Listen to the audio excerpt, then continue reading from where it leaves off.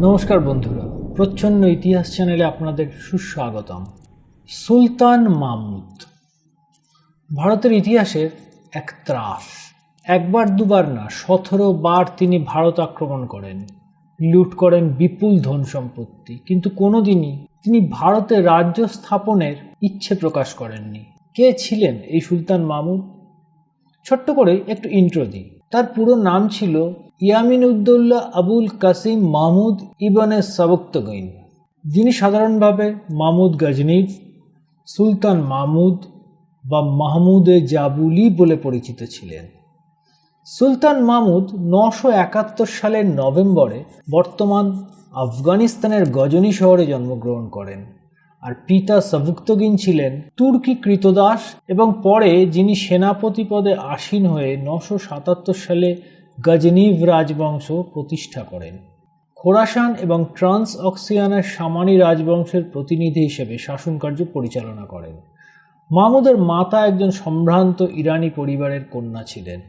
997 সালে সাবক্তগিন মারা যান এবং তার ছেলে ইসমাইল গজনিভ সুলতান হিসেবে মসনদে বসেন। মাহমুদ ইসমাইলের চেয়ে বড় এবং অভিজ্ঞ হলেও বৈমাত্রীয় মায়ের প্রভাবে তিনি পিছিয়ে পড়েন। তবে খুব দ্রুত মাহমুদ বিদ্রোহ করেন এবং আরেক ভাই আবুল মুজাফফরের সহায়তায় ইসমাইলকে পরাজিত করে গজনিভ সাম্রাজ্যের সর্বময় কর্তৃত্ব লাভ করেন। সাহিত্য, কবিতা, শিল্পের প্রতি সুলতান মাহমুদের অনুরাগ ছিল। ফিরদৌসি এবং আল-বিরুনির মতো বিদ্বান ব্যক্তিরা তার পৃষ্ঠপোষকতা পান। মহাকবি ফিরদৌসি তার শাহনামা কাব্যগ্রন্থ সুলতান মাহমুদকে উৎসর্গ করেন। নদী নিয়ে তার গবেষণায় উৎসাহিত হয়ে আল-বিরুনি তার ভারতীয় সমাজ ও সংস্কৃতি কেন্দ্রিক গ্রন্থ তারিখ আল-হিন্দ রচনা করেন। মাহমুদের চরিত্রের এই দিকটা কিন্তু অন্ধকারেই থেকে গেছে। সুলতান মাহমুদ সম্বন্ধে অন্য কিছু আলোচনা করে অযথা ভিডিওটা বড় করব না। এই ভিডিওর মূল বিষয় মাহমুদের 17 বার ভারত আক্রমণ। আসুন এবার সেই বিষয়ে কিছু জেনে নেওয়া যাক। তার আগে আমার বিশেষ অনুরোধ, যদি ভিডিওটা ভালো লাগে তাহলে একটা লাইক দেবেন, শেয়ার করবেন আর দয়া করে চ্যানেলটা সাবস্ক্রাইব করবেন। সুলতান মাহমুদ বললেই মনে পড়ে সোমনাথ মন্দির লুট ও ধ্বংস করার কথা, কিন্তু এর আগে 15 বার তিনি ভারত আক্রমণ করেছিলেন, আর সোমনাথ মন্দির ধ্বংসটা ছিল 16তম আক্রমণে। অনেকের মতোই তিনি ছিলেন ডাকাত সুলতান। ডাকাতরা যেমন ঝড়ের মতো এসে লুটপাট করে চলে যায়, তিনিও ছিলেন তেমন। এই বিষয়টাই আসুন একটু বিশ্লেষণ করা যাক। ফার্স্ট আক্রমণ। সুলতান মাহমুদ তার ভারত বিরোধী অভিযান শুরু করেন 1000 খ্রিস্টাব্দে। শুরুতেই তার লক্ষ্য ছিল তার রাজ্যের সীমান্ত সুরক্ষিত করা, তাই তিনি খাইবার পাস সীমান্তের কিছু দুর্গ দখল করেন। সেকেন্ড আক্রমণ। হিন্দু শাহী বংশের রাজা জয়পাল মাহমুদের বাবা সাবক্তগিনের রাজ্য গজনি আক্রমণ করেন, কিন্তু প্রাকৃতিক বিপর্যয়ের কারণে তিনি যুদ্ধে পরাজিত হয়ে সন্ধি করতে বাধ্য হন। সুলতানের কিছু প্রতিনিধি তার সঙ্গে আসে চুক্তি অনুযায়ী ধন সম্পত্তি ও 50টি হাতি গজনিতে নিয়ে যাওয়ার জন্য, কিন্তু নিজের রাজ্যে ফিরে জয়পাল সুলতানের সেই সব প্রতিনিধিদের কারাগারে নিক্ষেপ করেন। এই বিশ্বাসভঙ্গের প্রতিশোধ নেওয়ার জন্য মাহমুদ তার দ্বিতীয়বারের আক্রমণটি করেন এবং 2.5 লক্ষ দিরহাম, 50টি হাতি ও রাজ্যের কিয়দাংশ ক্ষতিপূরণ হিসেবে নিয়ে পরাজিত জয়পালকে মুক্তি দেন। তৃতীয় আক্রমণ। 1004 থেকে 1005 খ্রিস্টাব্দে মাহমুদ প্রধানত রাজ্যের সুরক্ষার জন্য ঝিলম নদীর তীরের ভিরা রাজ্য আক্রমণ করেন এবং তা অধিকার করেন। চতুর্থ আক্রমণ। 1006 সালে মাহমুদ রাজ্যের বিস্তারের জন্য মুলতানের আবুল ফতেহ দাউদের বিরুদ্ধে অভিযান করেন। এতে দাউদ রাজ্য ছেড়ে পালিয়ে যায় এবং মুলতান সুলতান মাহমুদের অধিকারে আসে। পঞ্চম আক্রমণ। মাহমুদের কাছে পরাজিত হয়ে জয়পাল তার ছেলে আনন্দপালকে সিংহাসনে বসিয়ে আত্মহত্যা করেন। আনন্দপালের ছেলে সুখপাল ইসলাম ধর্ম গ্রহণ করে নওরোজ শাহ উপাধি গ্রহণ করেন, আবার হঠাৎই ইসলাম ধর্ম ত্যাগ করেন। এতে ক্ষুব্ধ হয়ে মাহমুদ ভারত আক্রমণ করেন এবং সুখপালকে পরাজিত করেন তিনি সুখপালের থেকে 40,000 দিরহাম জরিমানা আদায় করেন এবং তাকে যাবজ্জীবন কারাদণ্ড দেন। ষষ্ঠ আক্রমণ। মাহমুদ এবার আনন্দপালের সাথে যুদ্ধ ঘোষণা করে ভারত আক্রমণ করেন। আনন্দপাল দিল্লি, কানৌজ, উজ্জয়িনী, গোয়ালিয়র ও আজমিরের হিন্দু রাজাদের নিয়ে এক বিশাল বাহিনী প্রস্তুত করে। কাশ্মীরের খোক্কার জাতীয় যোগ দেয় সেই বাহিনীতে। ভীষণ যুদ্ধ হয়। যুদ্ধে মাহমুদ জয়লাভ করেন।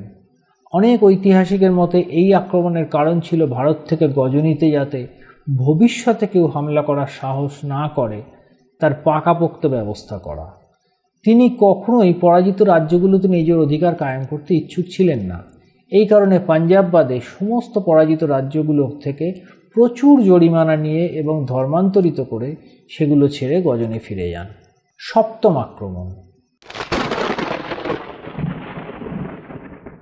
1009 সালে সুলতান মাহমুদ কাংড়ার নাগরকোটে অভিযান চালান এবং এখানকার মন্দির এবং দুর্গগুলোর থেকে তিনি এত সোনা, রূপো ও মূল্যবান রত্ন লুণ্ঠন করেন যা তার ধারণারই বাইরে ছিল। শুধু সম্পদ লুট করাই ছিল এই আক্রমণের মূল লক্ষ্য বলেই মনে করা হয়। অষ্টম আক্রমণ।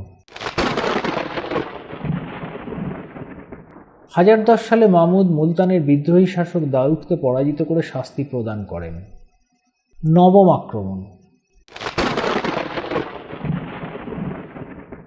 পরাজিত হবার পরেও আনন্দপাল আবার প্রস্তুত হতে থাকেন মাহমুদের বিরুদ্ধে যুদ্ধ করার জন্য, কিন্তু এর মধ্যেই তার মৃত্যু ঘটে। তার মৃত্যুর পরে সিংহাসনে বসেন তার ছেলে ত্রিলোচন।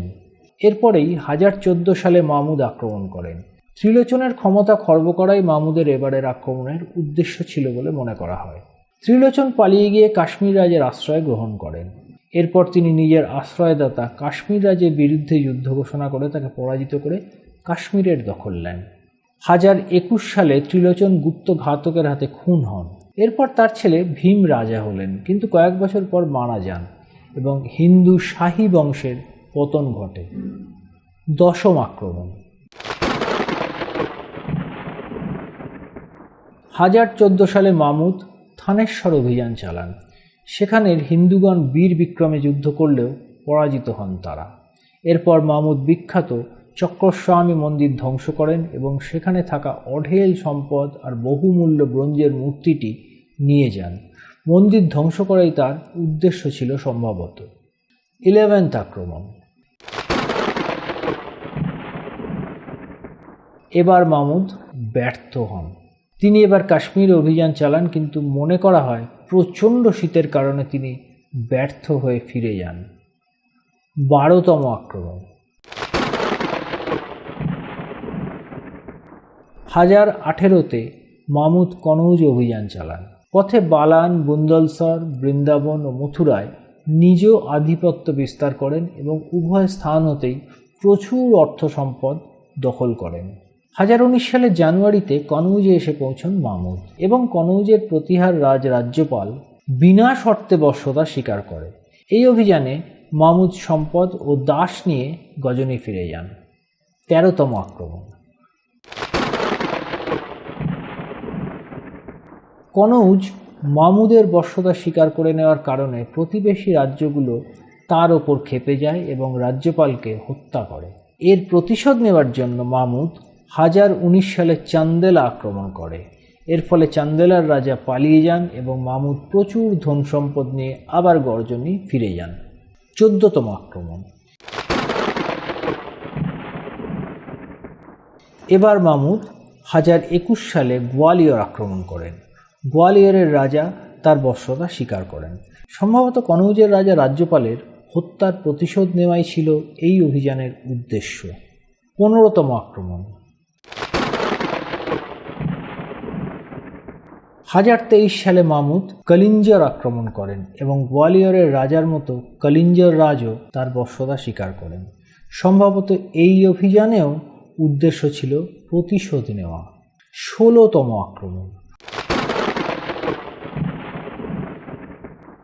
মাহমুদ যতবার ভারত আক্রমণ করেছিলেন তার মধ্যে এটাই ছিল সবথেকে উল্লেখযোগ্য। তার এই 16তম আক্রমণের সময় তিনি ধ্বংস করেছিলেন ভারতের সোমনাথ মন্দির।